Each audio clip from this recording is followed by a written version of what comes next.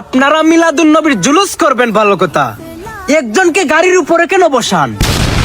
ওরে বুকা, এই সাধারণ বিষয়টাও কি তোর মাথায় ধরে না? মাহফিলে হুজুর ওয়াজ করেন ভালো কথা, তাকে চেয়ারে কেন বসান? শুক্রবারে ইমাম সাহেব ওয়াজ করেন ভালো কথা, তারে নিম্বুরে কেন বসান? এখন বলবেন সব জায়গায় একটা লিটার প্রয়োজন, তাই আমরা শুক্রবারে হুজুরকে নিম্বরে বসাই। ঠিক তেমনি শুক্রবার হুজুর নিম্বরে বসেন, তার মানে তিনি সবার লিটার। ঠিক তেমনি জুলুসের মধ্যেও একজন লিটার প্রয়োজন, তিনি হলেন আওলাদে রাসূল। তার মানে বোঝা গেল প্রত্যেকটা জায়গায় একজন লিটার প্রয়োজন। এখন বলবেন তিনি সবার উপরে কেন? তিনি সবার উপরে কেন?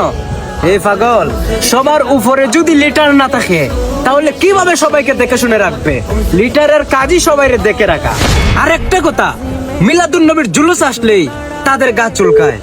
আরে ভাই, তাদের শায়েখরা যখন জেল থেকে মুক্তি পায় তখন দেখা যায় তারা জুলুস করে। তাদের মধ্যে অনেক কারিসাব আছে যারা অন্যান্য দেশে পুরস্কৃত হয়ে বাংলাদেশে আসে, তারা বিমানবন্দর থেকে জুলুস করতে করতে বাড়িতে নিয়ে যায়। আর রাসূল দুনিয়াতে এসেছেন, আমরা জুলুস করব, এটা কেন বেদাত হবে?